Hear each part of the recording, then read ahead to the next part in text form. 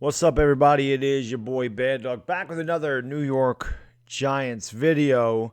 And in this video, I want to talk about ex-GM Michael Lombardi absolutely destroying Dave Gettleman and Jason Garrett, as well as kind of placing the blame on the owners of the New York Giants for the predicament they're in. Before we get into that, I just want to say again, if you haven't done so, do me a favor, hit the subscribe button. I'll be putting up a lot of Giants content throughout the season. Hit that like button. That always helps out the video. The best way to support the channel is by hitting the like button and leaving a comment. I always appreciate you guys and girls watching. Thank you so much.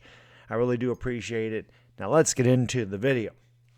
So Michael Lombardi pretty much comes out and says that the Giants are a dumpster fire, for lack of a better term. And he really goes in on Dave Gettleman. And what he says is they can't even evaluate their own players. They overvalue them. They're not good. They're not even good on defense. This is what Michael Lombardi said. Michael Lombardi, obviously a former GM, has worked with guys like Bill Walsh and Bill Belichick, so he kind of has a good reputation. I kind of touched on this in the live stream last night, and it's a good question. And I'll propose this to anybody that wasn't in the live stream last night or didn't go back and watch it. Dave Gettleman's tenure here, he's had 4 years of drafting. Is there one guy in this team that you sit there and go, this guy's going to be a New York Giant for the rest of his career? Outside of Saquon Barkley, maybe. And he may not even be a New York Giant for his entire career. But outside of Barkley, he's had a lot of draft picks. Is there one guy you can look at and go, this guy's a difference maker on the New York Giants? I want this guy to be a New York Giant for his entire career. We knew that with Eli. We knew that with Strahan. We knew that with a guy like Lawrence Taylor. Even a guy like Tiki Barber. I mean, you could see the talent. There's definitely guys in the Giants that are like, I want this guy to be a Giant for forever. Does Dave Gettleman give you that? Has Dave Gettleman drafted a difference maker? And let's be completely honest, it doesn't look like he has, right? Because we are in no better situation now than we were when he took over 4 years ago. Now, I was always an advocate of defending Dave Gettleman, saying, hey, Dave Gettleman took over a really bad situation. We had no cap space. We had really bad drafts.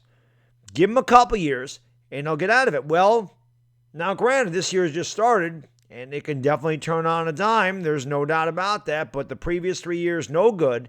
And Sunday's debacle was really bad. There really was nothing good to take out of it, maybe outside of the performance of the offensive line.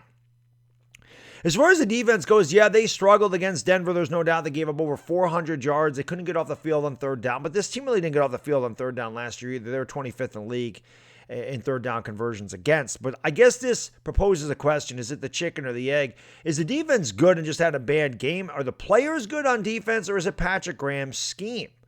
So I guess that's kind of difficult to decide. But when you do look at Dave Gettleman's draft picks, and I've said this before, it does seem like the Giants do overvalue how good these guys are. Even some of the fans, like they talk about Lorenzo Carter, like he's going to break out. And if Lorenzo Carter hasn't broken out in the years that he's been here, what makes you think all of a sudden he's going to figure it out?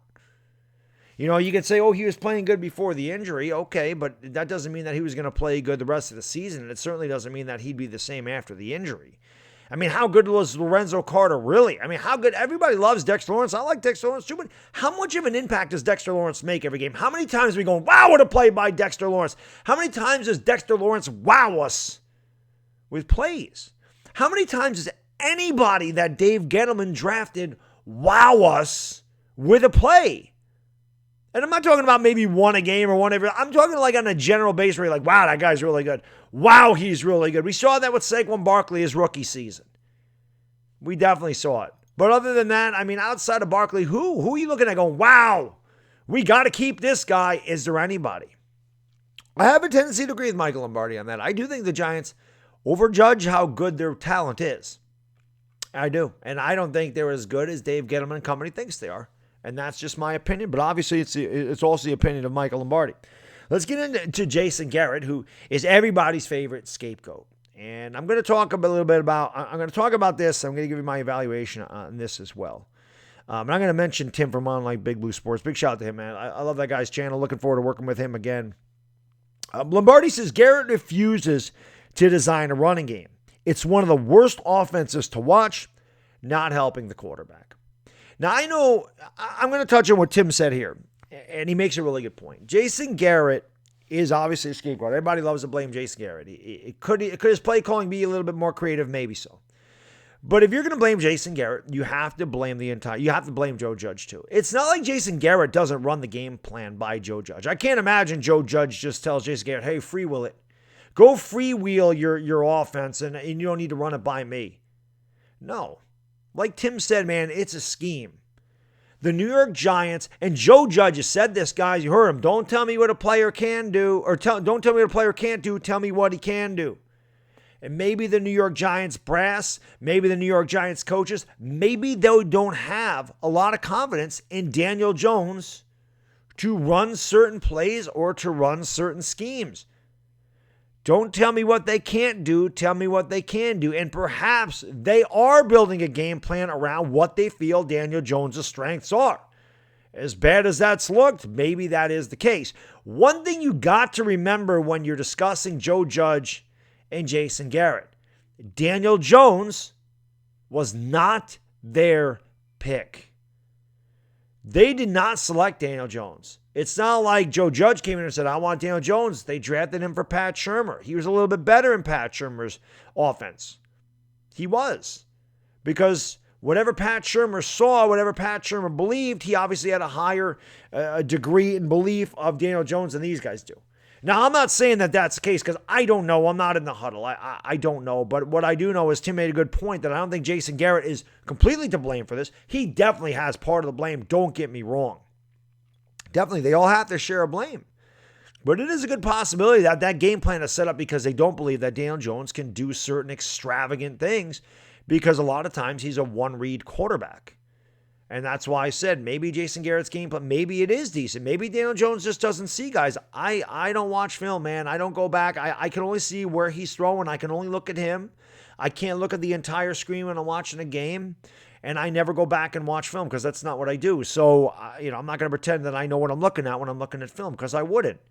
So, again, I don't know how much of that's Garrett. I don't know how much that's the quarterback.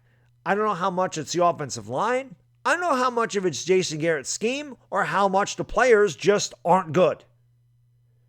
Right? So, it's a big question, but I don't think, again, Garrett is definitely a part of it, but I don't think it's just Garrett to blame. I think this entire offense struggles. I think this entire offense has no continuity. They have no confidence at all. I mentioned this last night too. It's kind of like they wait for something bad to happen, and they don't play as a unit. They play as a bunch of individuals, and they don't have confidence in one another. And that's why week after week you see certain flashes of, wow, what a good drive, and then you see a bunch of what the hell is going on. It's very inconsistent, and I think it's because they do kind of play as individuals. So that's just my take on the offense and Jason Garrett. I agree with Michael Lombardi to a point about Jason Garrett's design of a running game and how it is a bad offense. Watch, Giants fans, it is a boring, vanilla, crappy, no good offense. It's not a productive offense whatsoever. But again, I don't think it's all Garrett. I think that they're using him as a scapegoat, but they all have to take part in this. And like I said, I don't think that Jason Garrett, or like Tim said, I should say, I don't think Jason Garrett is running a complete offensive scheme without the approval of Joe Judge. So I think they all have to take a blame in it, as do the players. Then he goes on to mention John Mara. And he says Mara is one of the nicest guys you ever meet. He said he really doesn't want to bash Mara because Mara is just a really nice guy. And he's too nice to a fault. And that is the case with the New York Giants ownership, as we know. They're kind of stuck in a rut and they can't get out of it. And why? Because Mara is too loyal to his people. He doesn't want to move on from certain people. He doesn't want to move on from certain players. They're too loyal. And again, I think that goes back to him talking about Gettleman and how they overjudge their players. We all know that when an organization is bad for an extended period of time, it usually falls back on the ownership. And yeah, it's not because Mara's a terrible person and nobody wants to work for him, but it's because it's just kind of passing them by. And nowadays, you got to be ruthless. And when things aren't working, you got to turn them around fast. This is a what have you done for me lately league. I mean, you look at the Arizona Cardinals. Okay, they drafted Josh Rosen. They traded a 7th and a 3rd round pick a couple years ago to move up from 15 to 10 to draft Josh Rosen. They were terrible. They had the first pick in the draft. The GM, same GM, mind you, said, whoops, I screwed up. I won't do that again. We got Cliff Kingsbury in here. He wants Kyler Murray. We're going Kyler Murray. And you see the difference immediately. So again, Maybe after last year, the Giants could have drafted Justin Fields. Maybe they could have went that route. Maybe if John Mara was a younger owner and wasn't stuck in time and wasn't loyal to his guys, he would have said, nope, we made a mistake with Daniel Jones. I don't want the guy. I want Justin Fields. I'm not saying that would have been the right move, but perhaps if John Mara had a different perspective on things, the Giants would do something like that. And is that necessarily going to grant you success? Of course not. Of course not. But what he's saying here is Mara holds on to guys too long, because he just believes that they're going to get better. And again, I think that goes back to them overjudging their talent. But again, that's really all I got in this video. I just want to say thank you so much for watching. As always, I do appreciate it. Again, if you haven't done so, hit the like, hit the subscribe, and leave a comment. Let me know what you think in the comment section, guys. I will have a hype and hate video tomorrow for the Washington football team. Of course, we'll be live. Chris and I will be live on this channel Thursday night for about 15 minutes before kickoff for Washington and New York. And, of course, Talking Giants will be Friday evening. We'll talk about, a few things, obviously. Thank you for watching, guys. Enjoy the rest of your Tuesday. Bad Diggity Dizzle. Gone. Peace.